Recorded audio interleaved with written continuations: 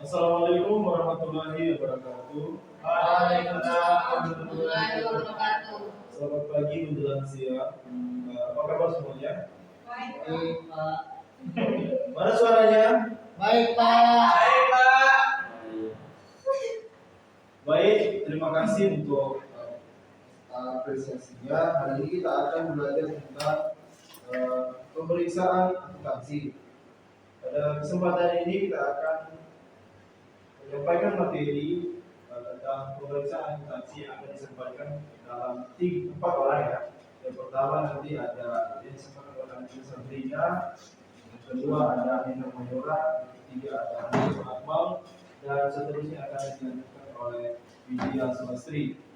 Baik, mumpung waktunya belum menjelang jam 11, kita langsung kepada penyampaian materi yang akan disampaikan oleh Anissa Sabrina. Kepada Anissa, sudah tepat diinstruksikan.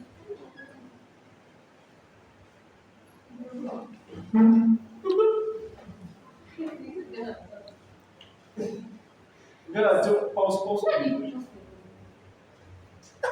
Warahmatullahi wabarakatuh. Selamat pagi anak-anak semuanya. Selamat pagi, Bu Ica. Apa kabar hari ini? Kurang baik. Kenapa kurang baik? Belum sarapan, Bu. Sarapan, Bu. Tadi buru-buru, Bu, kurang tidur. Ya, hari ini kita kalau masih kurang semangat kita ada Iya, Bu. Ada sama, Bu. Sarapan kita dulu, Bu. serius kamu kami Yang bercanda siapa, Bu? belum mempelajari tentang pengendalian internet. Penilaian politis. Serius lah. Makan deh. Ibu ngapain sih? Apa sih? Itu misalnya sebenarnya. Iya, penilaian nama. Nah, pengendalian internet ini terbagi atas 3. Yang pertama yaitu tentang standar pekerjaan lapangan kedua. Selanjutnya itu definisi pengendalian internet, dan terakhir kita akan mempelajari tentang apa sih tujuan dari pengendalian internet tersebut. Materi pertama, Iya. materi pertama tentang standar pekerjaan lapangan kedua. Nah, di sini standar lapangan pekerjaan kedua ini berbunyi tentang pemahaman memadai atau pengendalian internet harus diperoleh untuk merencanakan audit dan menentukan sifat, saat, dan lingkup pengujian yang akan dilakukan. Nah, maksud yang dari di sini adalah bagaimana dia menjelaskan mengenai unsur-unsur pengendalian internet dan bagaimana cara auditor memperbandingkan pengendalian internet tersebut dalam merencanakan dan melaksanakan satu audit. Yang kedua yaitu tentang materi definisi pengendalian internet. Nah, definisi pengendalian internet ini terbagi atas 3. Yang pertama itu keandalan laporan keuangan, yang kedua itu kepatuhan terhadap hukum dan peraturan yang berlaku, yang ketiga itu efektivitas dan efisiensi operasional.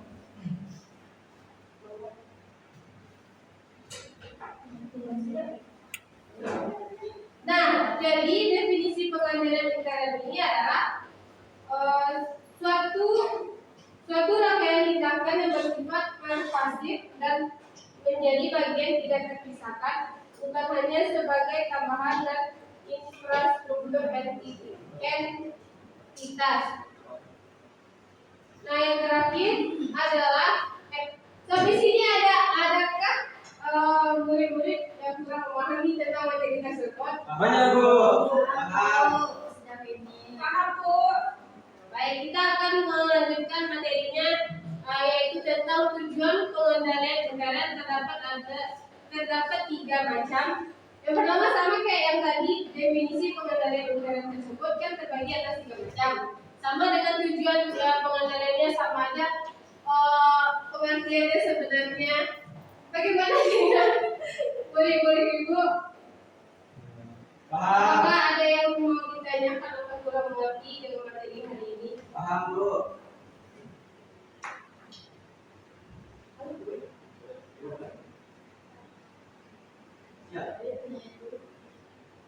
ke pendek ya.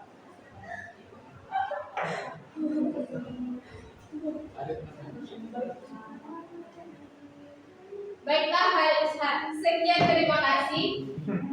Ibu tutup dengan wabillahi taufiq wal hidayah. Assalamualaikum warahmatullahi wabarakatuh. Waalaikumsalam warahmatullahi wabarakatuh. Terima kasih Bu.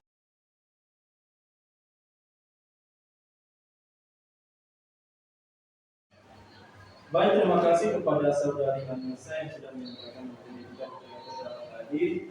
Sekarang akan dilanjutkan oleh saudari kita Indah Merah. Saudari dipersilakan. Selamat pagi semuanya. Pagi Bu. Minggu kemarin kita udah belajar tentang pengendalian internal, yaitu terlaksana pekerjaan lapangan kedua dan definisi pengendalian dan tujuan. Sekarang kita lanjut ke keterbatasan pengendalian internal suatu entitas. Keterbatasan pengendalian internal suatu entitas itu ada 5 ya. Yang pertama yaitu kesalahan dalam pertimbangan. Anak-anak dapat bisa melihat di situ. Kesalahan dalam pertimbangan itu bisa mempertimbangkan keputusan bisnis yang diambil atau dalam melaksanakan tugas rutin karena tidak memadainya informasi, keterbatasan waktu dan tekanan lainnya. Yang kedua yaitu gangguan. Gangguan dapat terjadi karena personal secara keliru memahami perintah atau membuat kesalahan karena kelalaian, tidak adanya perhatian, kelelahan atau perubahan yang bersifat sementara atau permanen. Selanjutnya itu kolusi. Kolusi yaitu tindakan bersama beberapa individu untuk tujuan kesejahteraan. Kolusi dapat mengakibatkan robohnya pengendalian lingkungan yang dibangun untuk melindungi kekayaan entitas dan tidak terungkapnya ketidakberesan atau tidak terdeteksinya kecurangan oleh pengendalian lingkungan yang dirancang. Pengabaian oleh manajemen. Manajemen dapat mengabaikan kebijakan atau prosedur yang telah ditetapkan untuk tujuan yang tidak sah seperti keuntungan pribadi, manajer, penyajian kondisi keuangan. Contohnya itu manajemen melakukan laba yang lebih tinggi dari jumlah sebenarnya untuk mendapatkan bonus lebih tinggi bagi dirinya. Selanjutnya itu biaya lawan manfaat. Biaya yang diperlukan untuk mengoperasikan pengendalian dan tidak boleh melebihi manfaat yang diharapkan dari pengendalian dan tersebut. Kita masuk ke materi kedua yaitu siapa sih yang bertanggung jawab atas pengendalian ikan suatu entitas itu?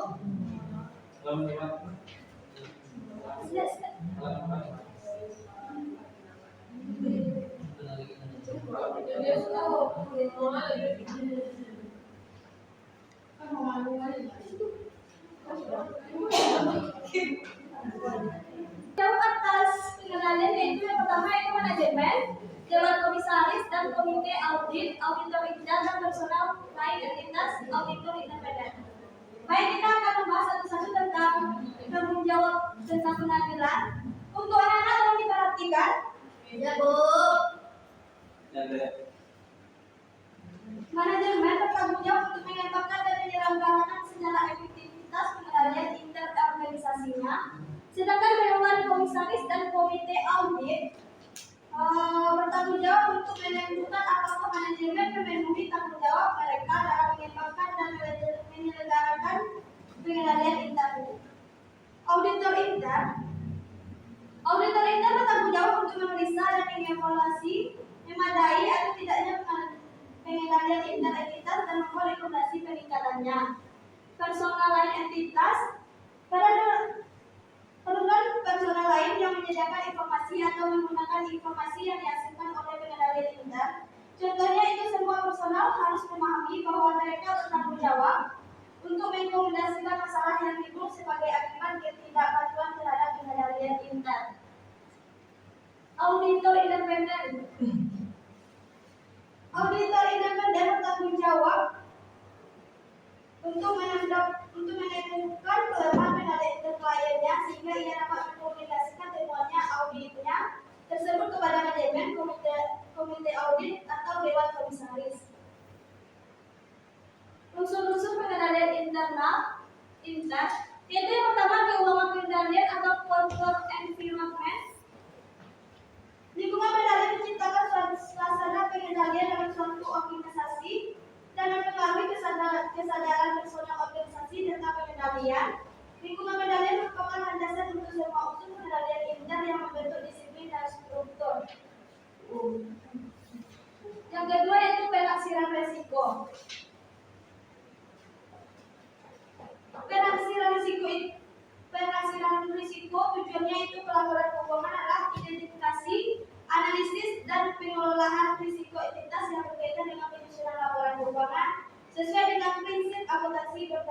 umum di Indonesia.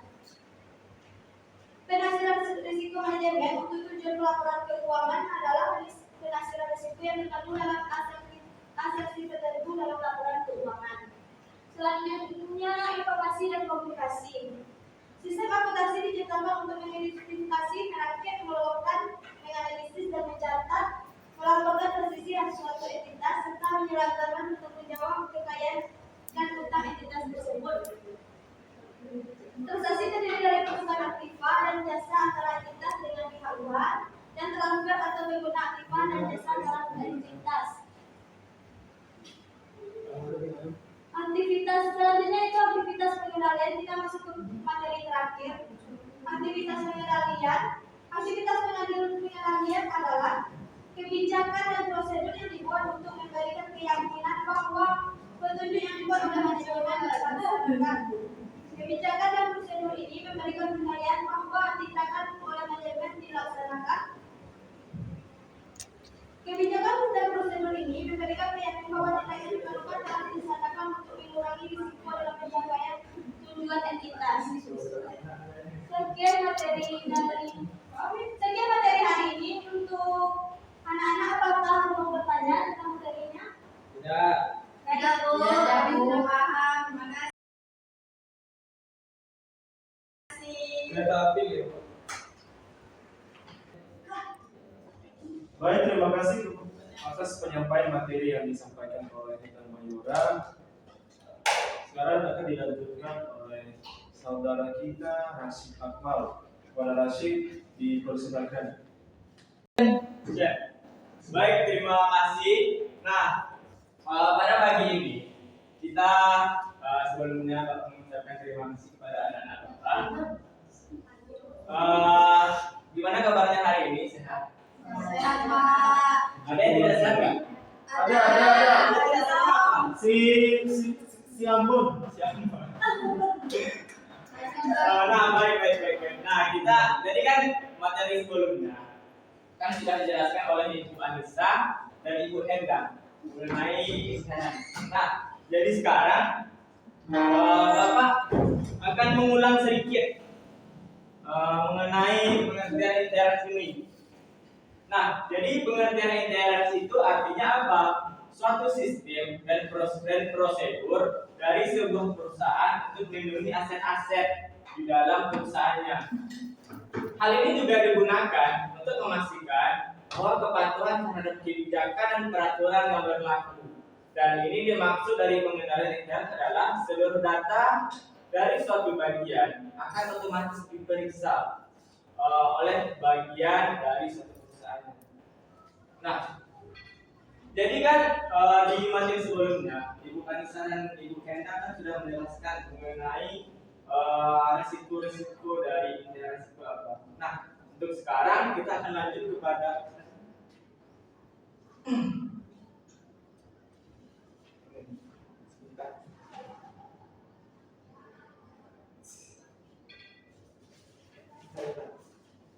sebentar. Nah, untuk materi yang pertama itu pemahaman dan pengertian.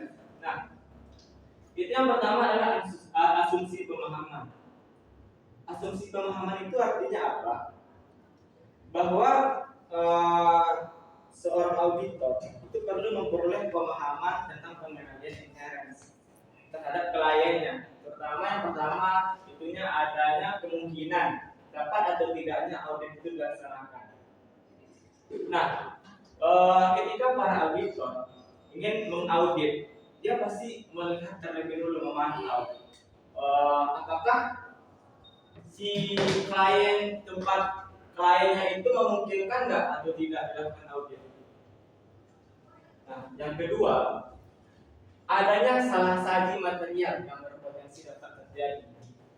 Nah, para auditor itu kadang sering lalai dalam penyajian material. Karena apa? Karena kesalahan sedikit dia kan sudah tahu. Namun dia tidak mengoreksi material itu. Akhirnya apa? Di tujuan akhir auditnya itu tidak tercapai. Nah, dan yang ketiga, risikonya deteksi.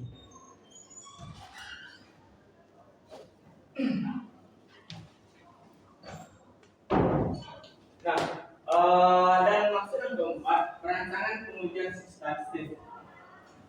Nah, untuk materi selanjutnya, adanya auditor itu menggunakan 3 macam cara, 3 macam prosedur dalam audit. Nah, dan yang pertama, dia mewawancarai karyawan perusahaan yang berkaitan dengan unsur-unsur pengendalian. Artinya seperti ini. Jika kita bawakan ke dalam kehidupan kita, si tim auditor untuk mencari permasalahan yang akan diselesaikan, biasanya dia dengan melakukan wawancara. Wawancara seperti apa? Nah, contohnya pada kasus final. Kasus final itu kan belum terungkap. Nah, artinya apa? Si para tim investigation melakukan penyelidikan kepada teman-teman terdekat dan juga masyarakat sekitar untuk mencari siapa yang sebenarnya dalam dibalik pembunuhan bermotif kecelakaan tersebut. Nah, ini termasuk contoh yang pertama, tahap yang pertama dilakukan oleh para auditor untuk mengaudit. Nah, dan yang kedua, dia melakukan dia melakukan inspeksi terhadap dokumen-dokumen catatan. Jadi seperti ini. Ketika si para auditor ingin melakukan audit, dia melihat terlebih dahulu dokumen-dokumen dari perusahaan yang akan diauditnya, termasuk catatan-catatan laporan keuangan. Agar apa? Agar nantinya tim auditor melakukan audit itu bisa berjalan dengan maksimal. Nah, seperti itu. Nah, untuk sampai sini pemahaman ya materi yang Bapak sampaikan, Bapak lemparkan kembali kepada mahasiswa Bapak. Apakah paham semuanya? Nah, baik. Selanjutnya akan kita lanjutkan materi kita. Itu para auditor itu melakukan pengamatan atas kegiatan perusahaannya. Nah, maksudnya apa? Jadi seperti ini. Si para tim auditor sebelum melakukan audit, dia melakukan pengamatan terlebih dahulu. Nah, pengamatan itu seperti apa? Nah, jadi dia melihat kinerja apa yang dilakukan perusahaan. Nah, kerjanya seperti apa, laporan keuangan seperti apa. Dan nantinya si para audit ini mengamati dari sudut pandang lain, dan nantinya ini akan menjadi patokan bagi dia untuk melakukan audit. Nah, selanjutnya adalah pemahaman atas penafsiran risiko. Nah, para tim auditor ini harus mengumpulkan informasi tentang bagaimana manajemen mengidentifikasi risiko. Nah, risikonya seperti apa? Risiko yang berkaitan dengan penyajian laporan keuangan secara wajar atau tidak wajar. Nah, jadi kalau laporannya itu tidak wajar, nah, tim audit sinilah bekerja. Dia bekerja untuk mencari titik di mana ketidakwajarannya laporan keuangan tersebut. Nah, seperti itu. Nah, kalau laporan keuangan wajar, berarti tim audit itu sudah berhasil menginvestigasi untuk mencari masalah dari perusahaan tersebut atas ketidakwajaran laporan keuangan. Nah, sampai sini masih paham nggak? Udah. Belum, Pak. Paham. Nah, iya. Nah, jadi sebentar ya, Alisa, tolong perhatian di sini, kita lebih belajar. Jangan main handphone, kita harus fokus. Ya, Pak. Nah, yang kedua, kita lanjut ke materi selanjutnya, slide berikutnya. Bentar, Pak. Nah, itu ada pengujian dan pengendalian. Nah, kalian mungkin sudah sering mendengar kata pengujian dan pengendalian. Nah, pertama nih Bapak mengetes kepada mahasiswa Bapak. Nah, tolong mungkin saudara Pois sering nggak pernah mendengar kata pengujian dan pengendalian. Menurut pemahaman Pois saja. Pengujian dan pengendalian. Pengujian dan pengendalian. Secara hierarki, bahwasanya pengujian itu artinya ada satu konsep, Ya. maka dicari kebenarannya melakukan pengujian ya. Ya, nah. Sedangkan pengendali ya, itu bisa dikatakan kayak misalnya ada sesuatu, bagaimana kita mengendalikannya dan ujungnya akan kesampaian ke hal-hal yang positif. Nah, jadi artinya apa? Nih setelah yang dijelaskan seorang voice, nah, kan bisa kita tarik kesimpulan bahwa pengujian itu kan untuk mencari titik yang sebenarnya. Nah, dengan melakukan pengujian terlebih dahulu. Nah, jadi untuk selanjutnya, itu ada auditor benar-benar ada, atau auditor itu melakukan dua macam pengujian. Nah, pengujiannya seperti apa? Itu ada yang pertama pengujian transaksi dengan cara mengikuti pelaksanaan transaksi tertentu. Nah, para tim auditor itu ikut serta dalam perusahaannya. Ikut sertanya seperti apa? Ketika para pekerja perusahaan itu melakukan pelaporan keuangan, artinya apa? Dia juga ikut di dalam pelaporan atau pencatatan laporan keuangan tersebut. Nah, ikut serta dia di dalam pencatatan laporan keuangan. Tujuannya apa? Untuk meminimalisir terjadinya kesalahan wajar atau tidak wajarnya laporan keuangan tersebut. Sampai sini masih paham? Udah Pak. Ya, Pak. Nah, selanjutnya untuk yang kedua, dia melakukan pengujian transaksi yang telah terjadi dan telah dicatat. Berbeda dengan yang pertama. Yang pertama dia apa? Dia ikut langsung dalam pencatatan laporan transaksi. Dan yang kedua, dia catatan transaksinya sudah ada. Dia hanya melakukan pengujian dengan catatan yang sudah ada tersebut. Seperti itu. Jadi apa? Ketika laporan keuangan perusahaan sudah ada, dia tidak ikut lagi di dalam melakukan pengujian secara langsung. Dia cuma melihat laporan keuangan yang sudah ada pada perusahaan. Nah, seperti itu. Nah, pada mahasiswa Bapak fokus dengan manajemen keuangan. Nah, kita harus fokus ke belajar. Ya, Pak. Nah, dan yang kedua, pengujian tingkat kepatuhan. Nah, artinya mengapa? Di dalam pengujian pengendalian terhadap pengendalian intern, para tim auditor itu tidak hanya berkepentingan terhadap eksistensi unsur-unsur pengendalian intern saja. Namun, para tim auditor itu juga berkepentingan terhadap tingkat kepatuhan kliennya terhadap pengendalian intern. Nah, kalau kliennya itu tidak bisa mengikuti prosedur dari para tim auditor, artinya apa? Tim auditor akan kewalahan untuk mencari titik pengujiannya, karena kliennya itu tidak patuh, tidak mengikuti peraturan dari tim auditor. Artinya apa? Dia para tim auditor akan kesulitan. Nah, seperti itu. Dan yang selanjutnya, ini berat. Nah, untuk materi selanjutnya itu Bapak langsung menjelaskan mengenai dokumentasi informasi tentang pengendalian intern. Nah, itu ada yang pertama fungsional pengendalian intern. Nah, terlebih dahulu Bapak menanya kepada murid Bapak, maksud dari intern itu seperti apa? Nah, Bapak tunjuk kepada saudari Anissa, maksud intern itu seperti apa?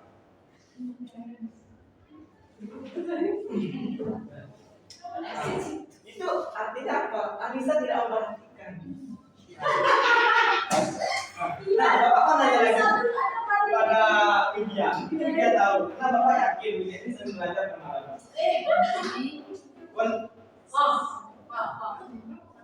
Konstitusional. Tapi tidak tahu Pak. Apa itu? Sini tanya sama Rena. Konstitusional. Nasional menjabarkan kata. Iya, Tidak tahu apa itu. Nah, mungkin Henang bisa. Tadi Bapak ada bisa Rena kan? Ya, ya. Apa? Itu penyebaran data. Kan kebetulan bisa jawab Pak. Oh. Tadi Bapak tak tahu. Anissa ini konfliknya. Detek. Anissa ngomong itu tadi Pak. Gimana sih Bapak nasi? Ya udah. Nah, sekarang benar. Nah, jadi apa? Nah, untuk lebih jelas, Bapak akan menjelaskan sejarah apa. Ya gimana Pak? Jadi konstitusional pengendalian intern itu merupakan cara yang banyak dipakai oleh tim auditor dalam mendokumentasikan informasi pengendalian intern lainnya. Ya, kita perlu data, Pak. Nah, fungsional itu dibuat Bisa. pada tiap-tiap siklus kegiatan perusahaan yang diperiksa. Misalkan pendapatan, siklus pembelian. Benar juga ada kata tema untuk mengumpulkan data transaksi. Tepuk tangan dulu untuk Eda.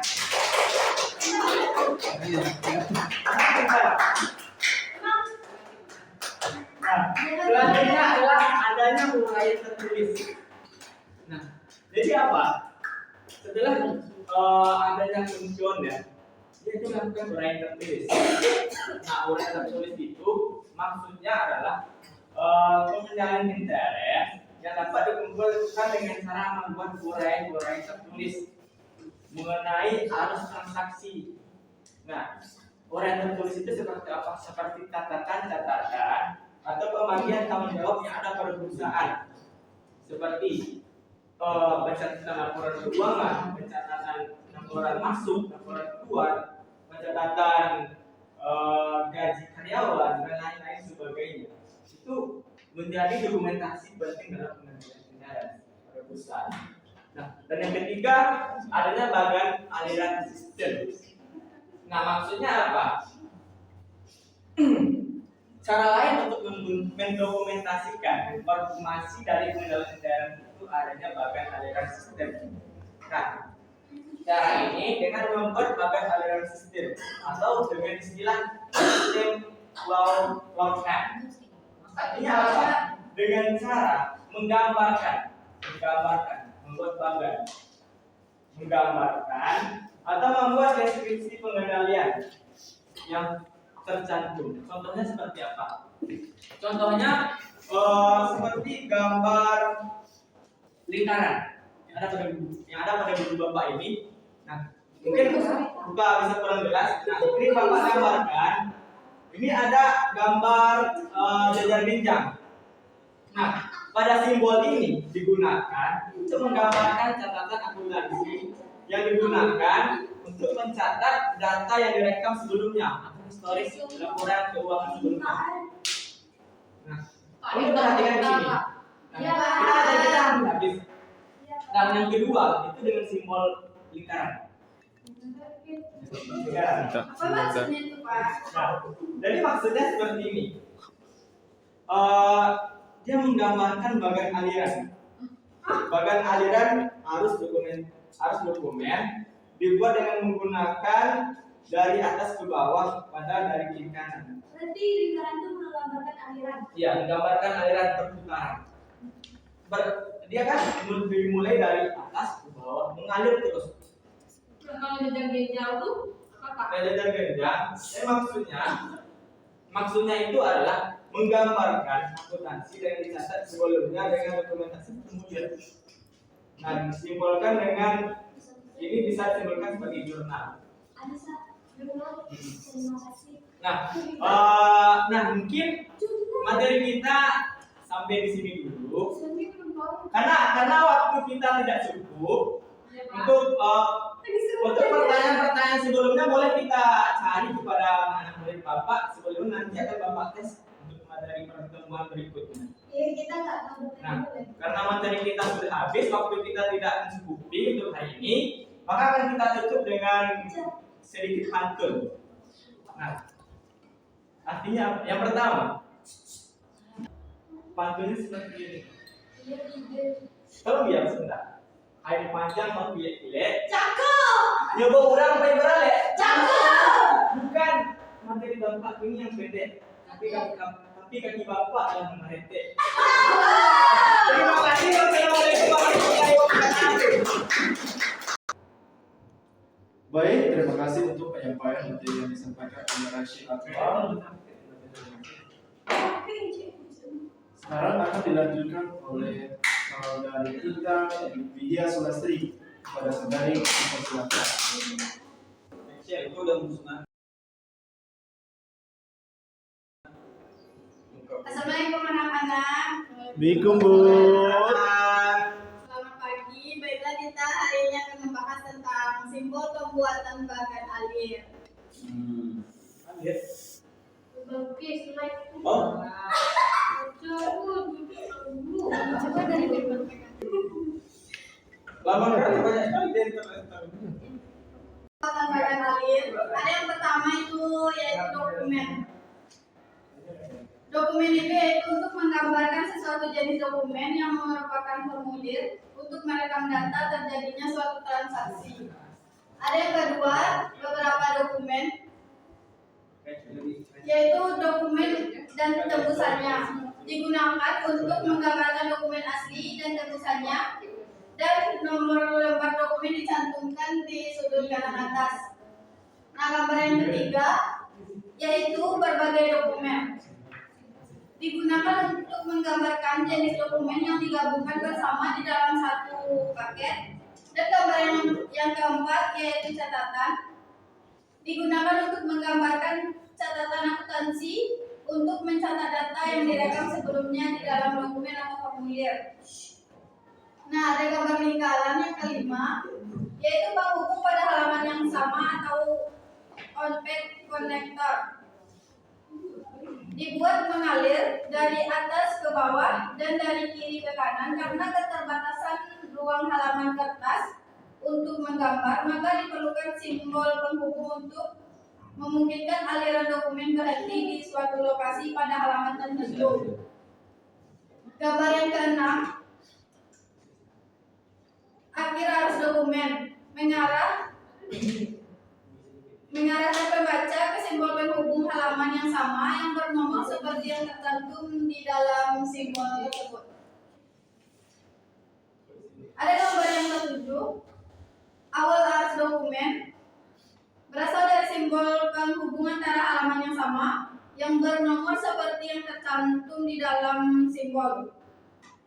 Yang kedelapan, penghubung pada halaman yang berbeda atau off-page connector.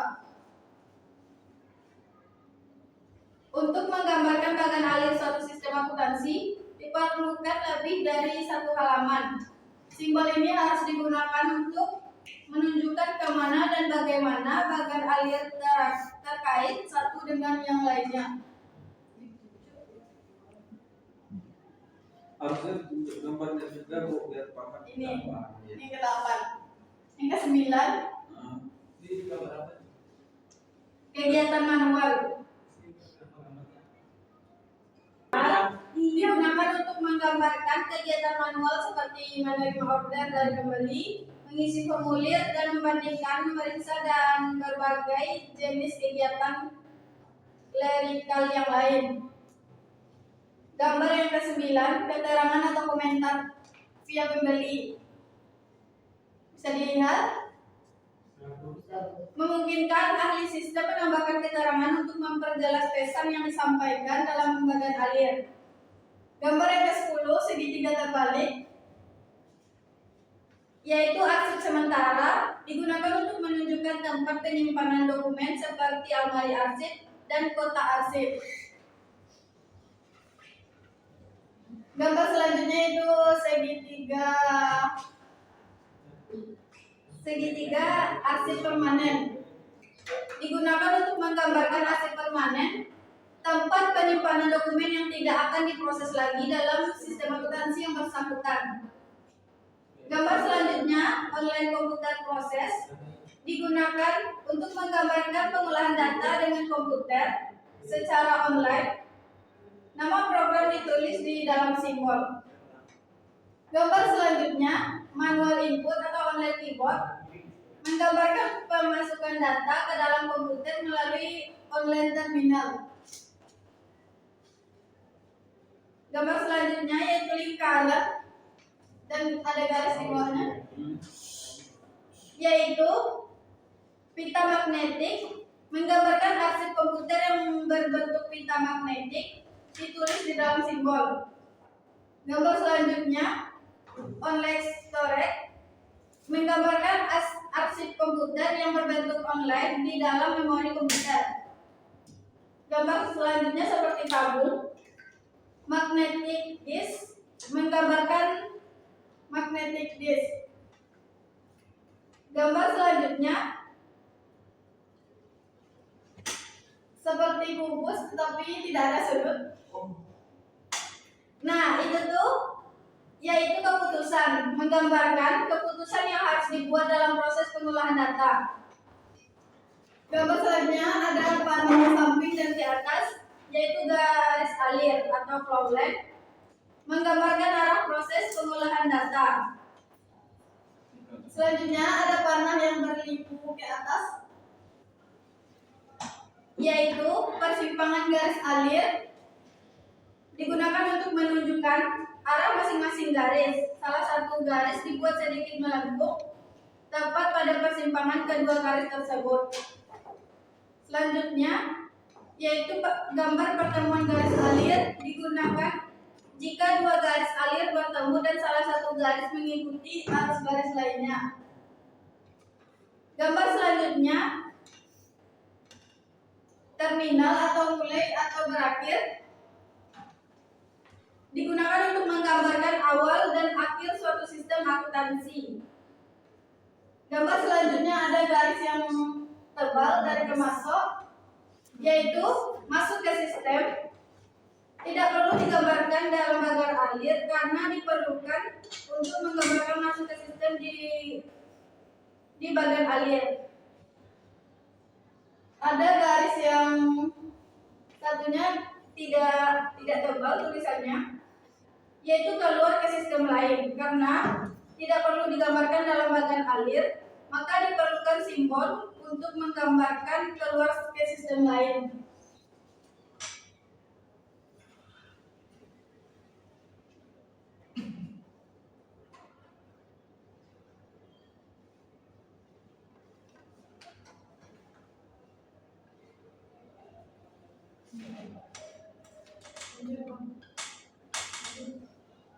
Ini yang udah tadi.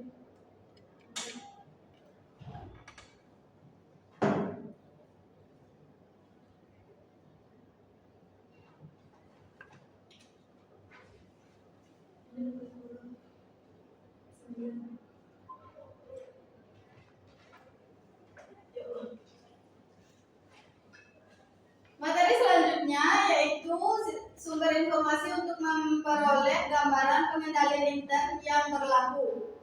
Sumber yang pertama, bagan organisasi dan deskripsi jabatan,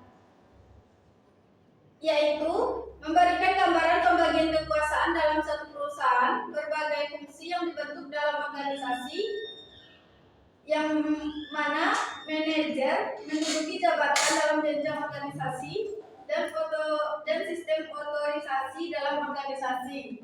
Yang kedua, buku pedoman akun atau akun manual. Akun buku besar merupakan wadah untuk menampung data keuangan dan sekaligus merupakan sumber informasi untuk menyusun berbagai jenis laporan keuangan. Selanjutnya, buku pedoman sistem akuntansi. Buku pedoman sistem akuntansi memberikan informasi proses pengolahan dokumen sumber dan dokumen pendukung dalam menjalankan transaksi keuangan perusahaan. Yang keempat, permintaan keterangan pada karyawan inti. Karyawan pelaksana yang melaksanakan berbagai sistem akuntansi perusahaan, auditor dapat memperoleh informasi mengenai unsur pengendalian intern dengan mewawancarai karyawan inti. Selanjutnya, permintaan keterangan kepada karyawan pelaksana.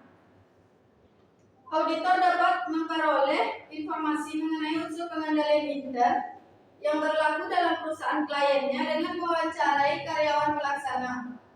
Yang keenam, laporan kertas kerja dan program audit. Auditor intern atau internal auditor.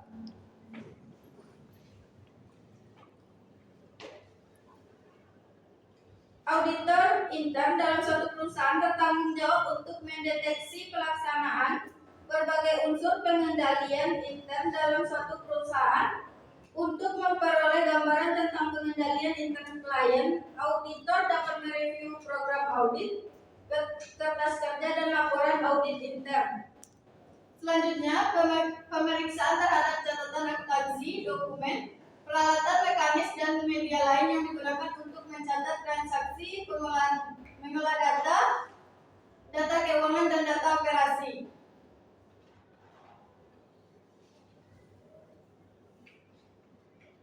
Untuk memperoleh gambaran tentang pengendalian intern auditor, perlu memeriksa dokumen catatan akuntansi dan peralatan akuntansi yang digunakan untuk mengolah data akuntansi. Yang ke-8, kunjungan ke seluruh kantor dan pabrik.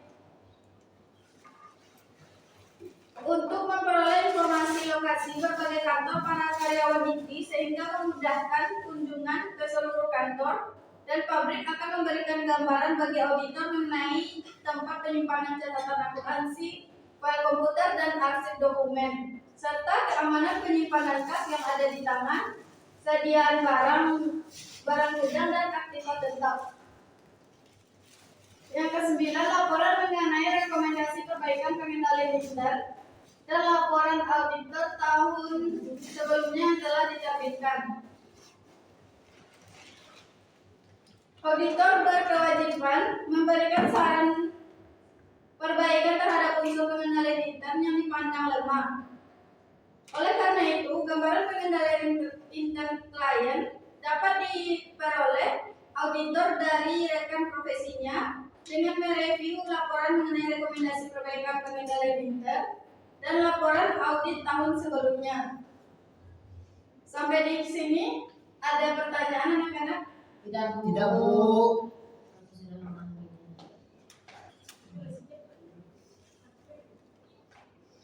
Selanjutnya yaitu hasil pemahaman terhadap pengendalian internal. Setelah auditor mempelajari pengendalian internal yang berlaku, auditor harus mengujinya untuk menentukan sampai seberapa jauh pengendalian tersebut dapat dipercaya. Atas dasar hasil pemahaman ini, auditor melakukan perubahan-perubahan pada program auditnya, yaitu dengan memperluas prosedur audit pada objek-objek audit yang pengendalian internalnya yang lemah. Hanya setelah memperoleh pemahaman atas pengendalian intern, auditor dapat menyusun program audit yang lengkap dan cocok dengan objek yang diperiksa.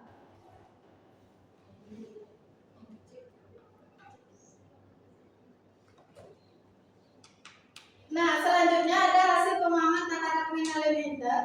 Hasil pemahaman auditor atau pengendalian intern dicantumkan dalam suatu kertas kerja yang berisi kelemahan dan kekuatan pengendalian intern klien, pengaruh kelemahan dan kekuatan pengendalian intern tersebut terhadap luas prosedur audit yang akan dilaksanakan dan rekomendasi yang ditujukan kepada klien untuk memperbaiki bagian-bagian yang lemah dalam pengendalian intern.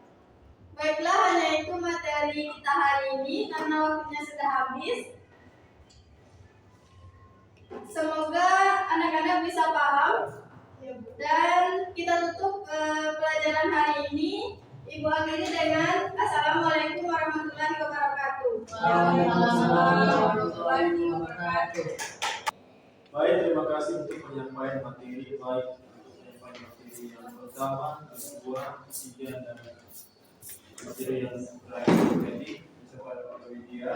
Terima kasih banyak atas partisipasi saudara-saudari yang sudah menganggap serius tentang pertemuan hari ini. Semoga kita dapat mengambil bagian dari beberapa materi yang sudah disampaikan. Terima kasih, saya akhiri dengan mengucapkan Assalamualaikum warahmatullahi wabarakatuh. Waalaikumsalam warahmatullahi wabarakatuh.